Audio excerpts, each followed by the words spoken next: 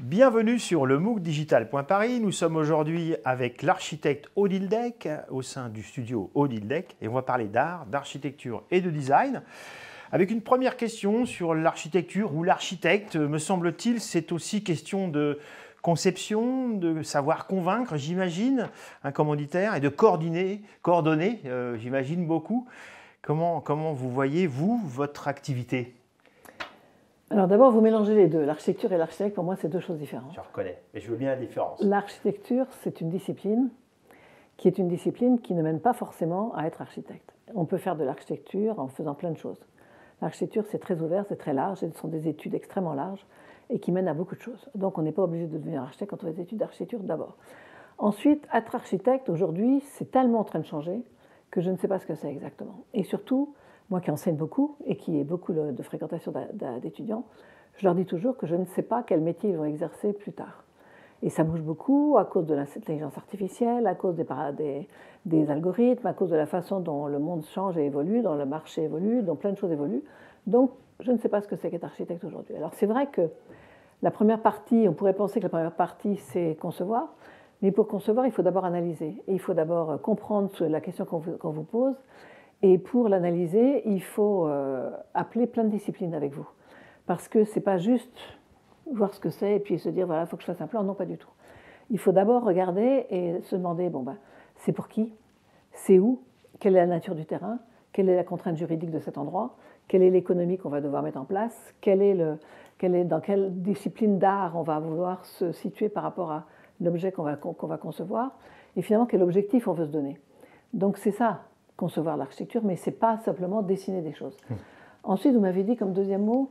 Convaincre. Convaincre, oui, enfin, convaincre, ça dépend ce que vous voulez faire avec ça, parce que c'est convaincre des clients. Et pour ça, ça ne sert à rien, la plupart du temps, de leur parler directement d'architecture, parce que l'architecture est quelque chose dont personne ne sait ce que c'est. Donc, il faut d'abord se mettre dans leur peau. Il faut se mettre de leur côté pour parler leur langage, pour les emmener avec vous, les embarquer petit à petit dans votre monde. Mais ça ne se fait pas directement comme ça.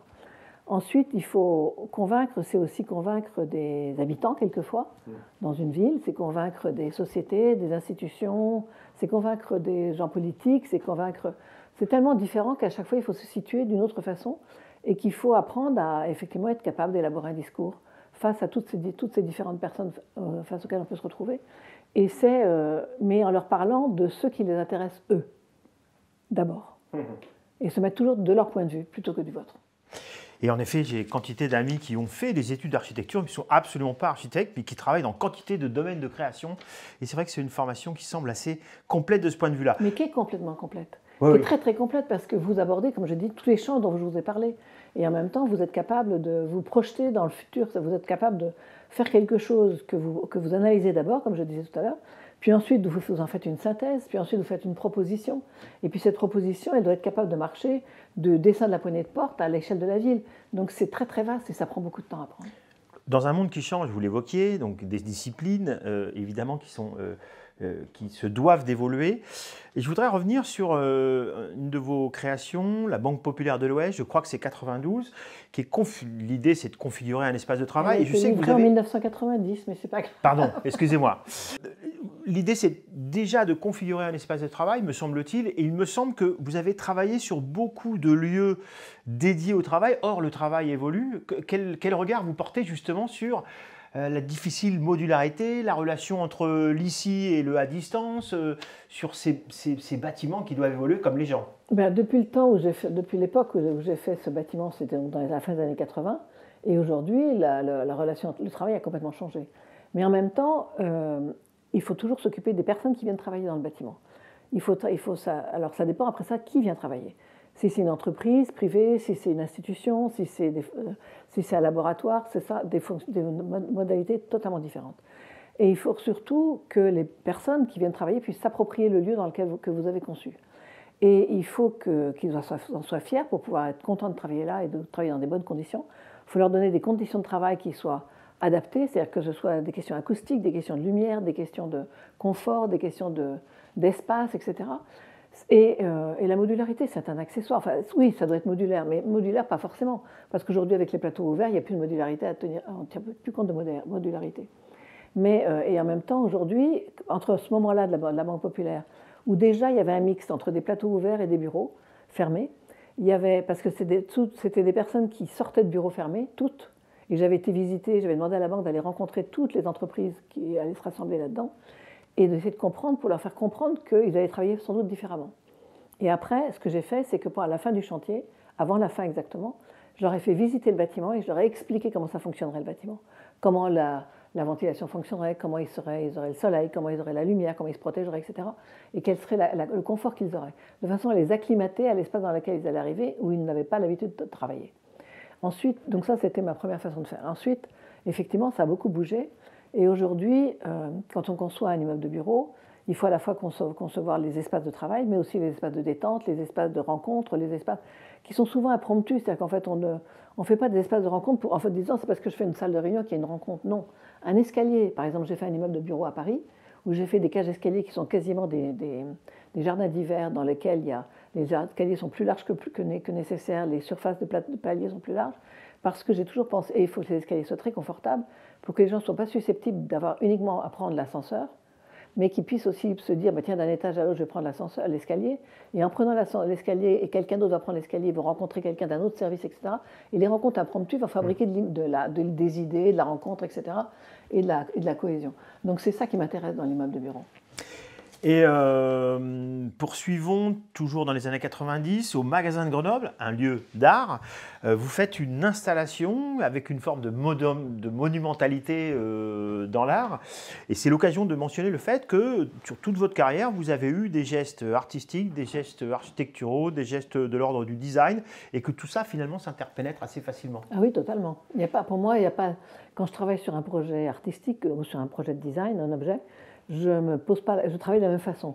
On commence par des croquis ou par des maquettes, ça dépend des objets. Et puis après ça, on teste, on avance en reprenant indéfiniment sur la table. Mais oui, pour moi, il n'y a pas de différence. C'est juste la façon dont on pense. C'est de l'architecture pour moi, tout ça. Ouais. C'est de l'architecture. C'est-à-dire que l'architecture entre en jeu là-dedans.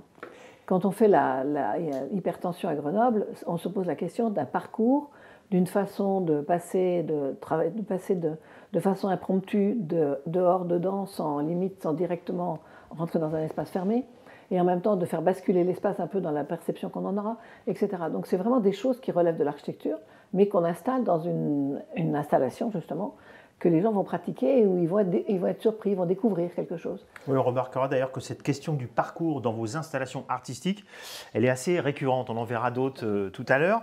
Alors, dans un lieu où on mélange allègrement l'art et l'architecture, je pense à la Biennale d'architecture de Venise, vous avez dans les années 90 un Lion d'Or. Je pense que c'est la plus haute distinction en architecture. C'est pas mal. Hein, c'est pas mal, ouais. Oui, c'est pas mal. Et ma question, c'est comment on reçoit ça? Vous êtes à ce moment-là artiste émergente. Vous avez déjà... J'ai réalisé la BPO. Ouais. Et puis j'ai fait des projets qui sont montrés à la Biennale. Et je me retrouve dans la section des architectes émergents. Et c'est comme ça que d'architecture émergente, et c'est dans cette section-là que j'ai eu le Lion d'Or.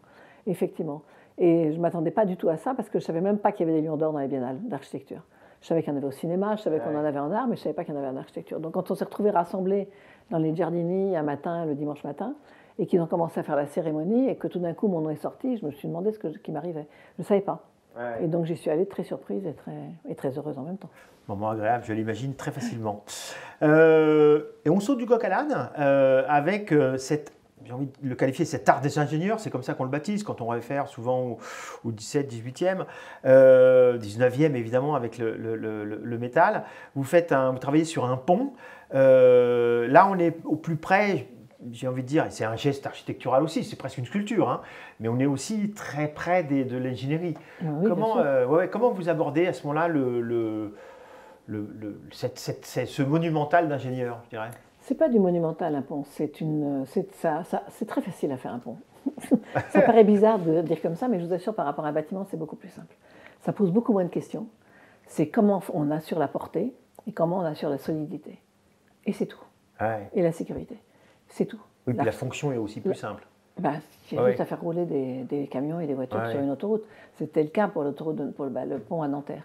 Et en fait, c'est là que j'ai découvert que les ingénieurs, finalement, ils avaient la part belle, puisqu'ils se faisaient des ouvrages qui étaient beaucoup plus simples à penser que les nôtres. En dehors de la question du calcul, mais comme en France, on a une espèce de fascination pour l'ingénieur, on a une fascination pour le calcul, pour les gens qui sont dans les mathématiques, qu'on a aussi en architecture, les mathématiques, mais c'est l'ingénieur, c'est le suprême. Ah oui. Alors que l'architecte, aujourd'hui, est passé un peu sur le côté.